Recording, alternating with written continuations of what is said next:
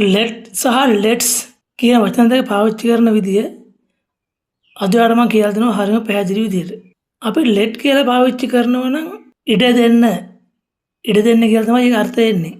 අපි ඒකට let වලට පස්සේ එකතු කරන්න ඕනි අනුක්ත පදය. මට ඉඩ දෙන්න නම් I කියන්නේ මම මට ඉඩ දෙන්න නම් මම කියන්න ඕනේ let me කියලා. මට ඉඩ දෙන්න. අපිට ඉඩ දෙන්න කියලා කියනවා නම් let us.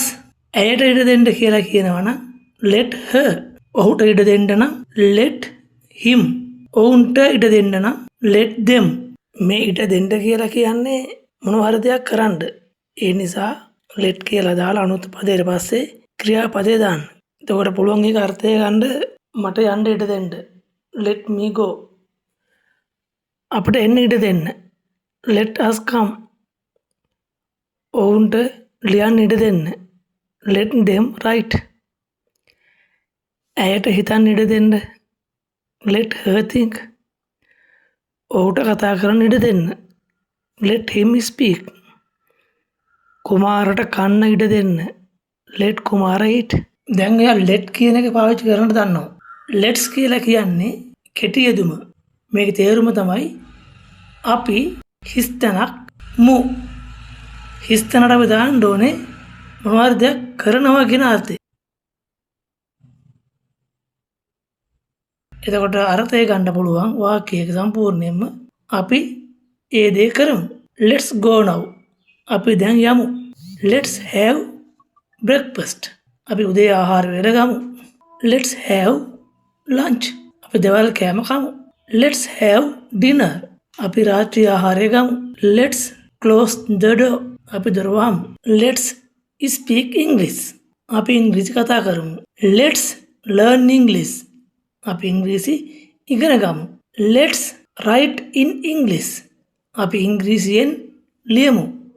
write in English. ඉංග්‍රීසියෙන් ලියමු.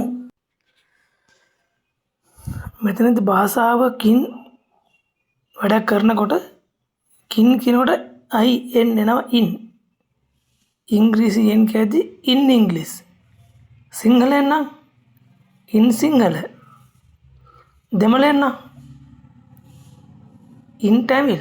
ඉංග්‍රීසි ඉගෙන ගන්න නම් අපිට හොයා ගන්න ඕනේ නාම පදය ක්‍රියාපදය විතරයි. අපිට ඒ ටික ඇති මොනවා හරි කරමු කියලා අපි යෝජනාවක් ඉදිරිපත් කරනකොට let's කියලා පටන් ගන්න අවශ්‍ය ක්‍රියාපදේ දාන්න. let's go. අපි යමු. let's run. අපි දුවමු. let's speak English. අපි ඉංග්‍රීසි කතා කරමු. let's clean the house. අපි ගෙදර පිරිසිදු කරමු. let's arrange the classroom. අපි classroom එක arrange කරමු. let's stop talking. අපි කතා කිරීම නවත්තමු. මම ඔයාලට මුලින්ම දැන් කිව්වනේ let කියන්නේ ඉඩ දෙන්න කියලා. let us කියන එකේ තේරුම තමයි let's කියන්නේ කියලා. ඒ නිසා කොයි වෙලාවකවත් let us do කියලා පටන් ගන්න එපා. let us කියන වචන දෙක කෙටි කරපුවාම us කියන එක u අකුර අයින් වෙනවා.